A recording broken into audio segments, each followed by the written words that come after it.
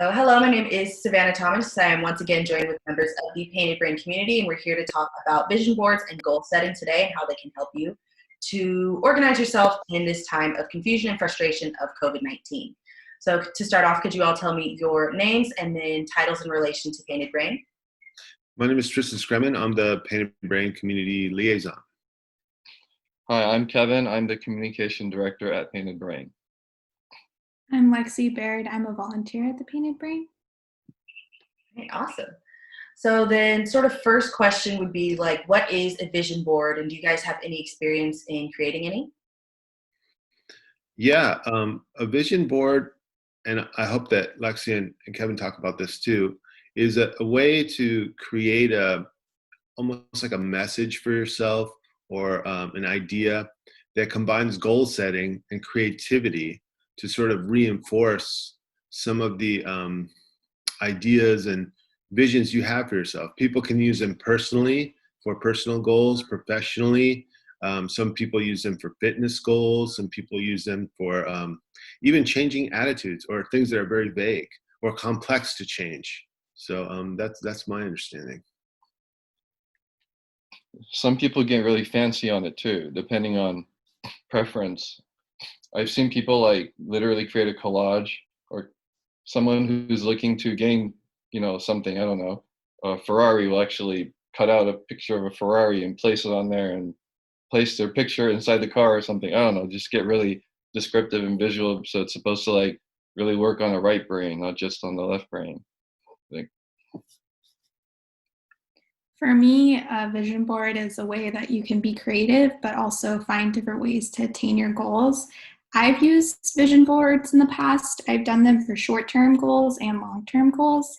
And I feel that having a short-term and long-term goal can help you achieve long-term goals as well. So I've done vision boards for both. yeah, I've used it so I can develop an exercise and meditation routine and to stick with it. I definitely use a vision board for that, and I've done it for some Painted Brain related endeavors.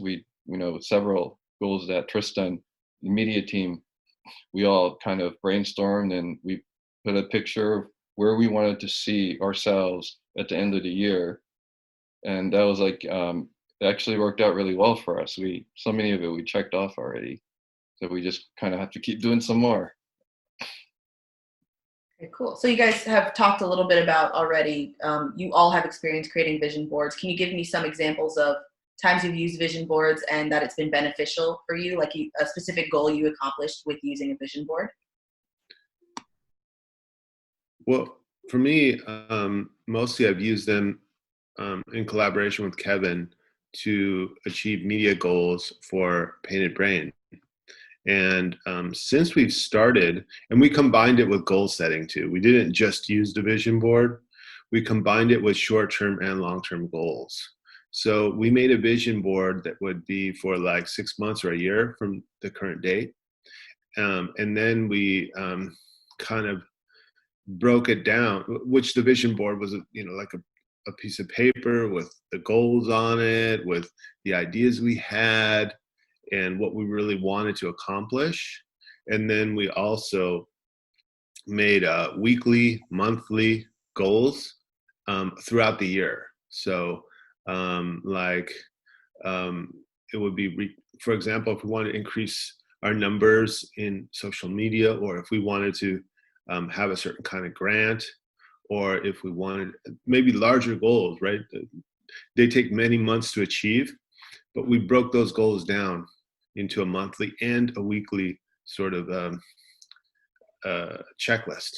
We didn't always do this. It's not like we did it consistently every single week or every single month of the year, but we tried to keep up the work, and it really paid off. Yeah, and then I took it a step further and I created a Canva and I threw all the text in there and started to start adding the whole visual stuff, and I'm hoping other people on the team will pitch in and turn it into some visual collage.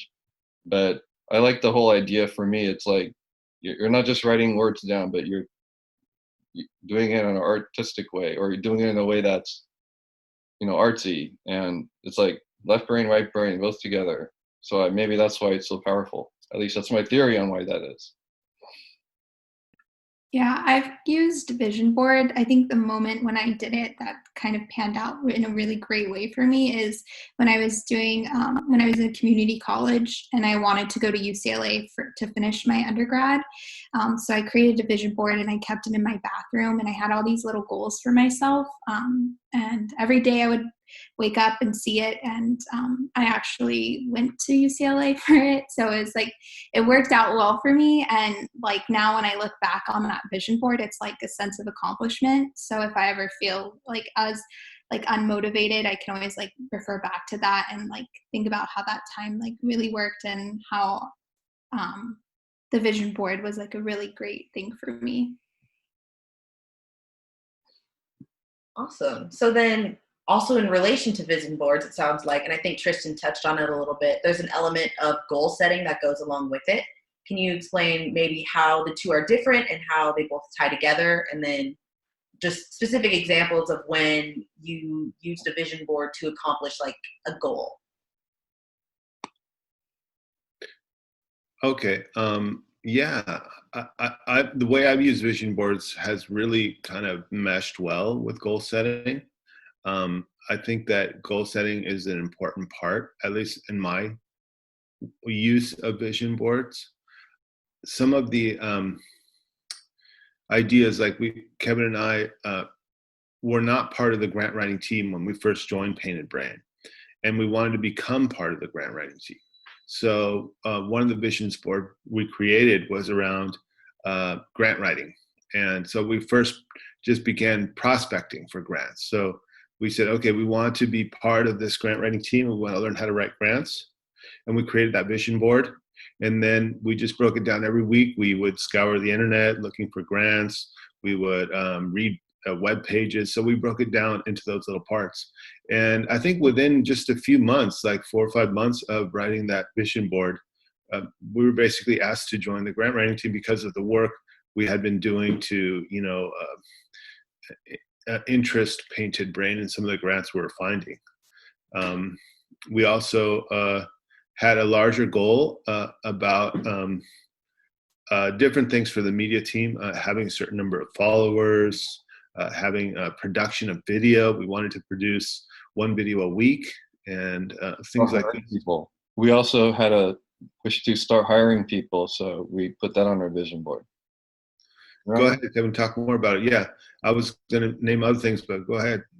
Yeah, because company we work at, Painted Brain, we're very, very big into workforce development, peer workforce development, and we wanted to be able to actually create jobs, literally, like start paying people. So we actually did. We have several people now on our media team, video team, doing the exact same thing that we were saying a year ago that we would get this year. I believe it was this year, or maybe it was 2 years timeline we gave ourselves. But either way, it happened. It's like just out of the blue. Or it seems like we didn't try to do anything, but it must have helped us to get to that place.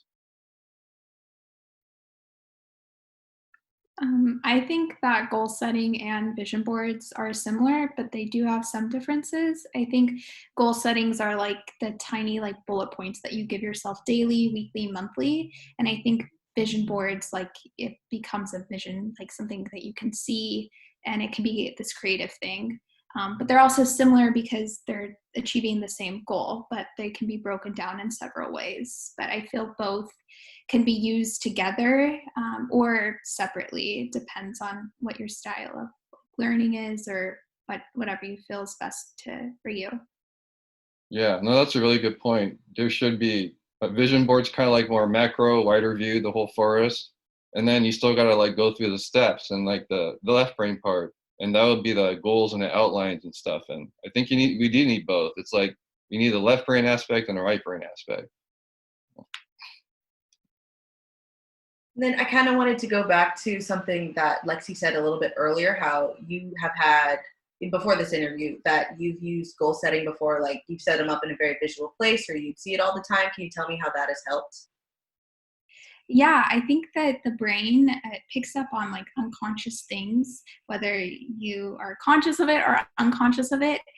Sometimes when something's like in your face all the time, although you can forget and you kind of acclimate to it, I think your mind unconsciously picks it up and it primes you to like have it in your mind constantly. And I think that's what's so great about vision boards and placing them in a place where you see it all the time is your brain is working and it's viewing it and it's like getting you into that sort of like mindset of seeing it every single day. And I think that's what makes vision boards so great is your brain is like processing it every time you walk by, whether you think about it or not. So like paste it up on the ceiling above your bed, maybe? Yeah, or like what I did is I put it in my bathroom because I know I go in my bathroom every single day. I think that's a place that we all go. And putting it in a place where you walk by, even if it's like on your front door, somewhere where you see it and it just reminds you of your goals and what you want to accomplish. The fridge, maybe? Fridge magnet, there you go.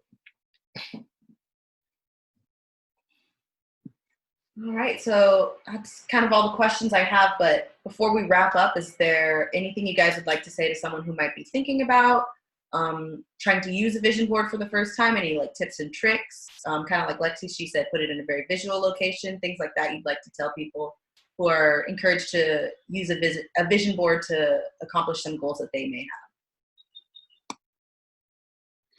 I would just say think about using it along with goal setting. And an interesting tip too is, when Kevin and I would make this 1 week list of goals, and then at the end of the week we just sort of check off all the ones we had completed, and that sort of notion of completion of the week or completion of the goals, and then seeing the vision board, it's really pretty cool.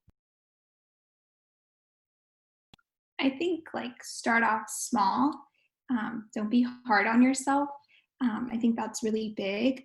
And I think keeping it into like what can you actually do versus what is everything you want to accomplish. Start small, and once you do the small thing, then you're going to feel greater about it. I think doing like little things, like maybe 3 things per week, that's going to help you get to your long-term goal. Is definitely helpful. And I think a long-term goal of like a visual board is great. And then just do like a to-do list every single week and cross it out. And then you'll see yourself kind of getting closer to the vision board and who you want to become and your goals that you want for yourself. But definitely starting off small, keep it realistic, and just like stay positive throughout the process. Yeah, especially helps us build structure, especially during this time when it's so easy to fall into chaos and just let everything go. And I think that it's very, I've heard that also that writing it down on paper is a lot better than typing it or on an iPad or something. There's something about the writing process. So it's supposed to be better on a napkin to write on that than write on, I don't know, a notepad, and you're going to lose it somewhere. Notepad meaning the iPhone notepad. Yeah, well, thank you guys so much for joining me today for this interview, and I hope it's helpful to anyone who sees it. For Painted Brain, I am Savannah Thomas.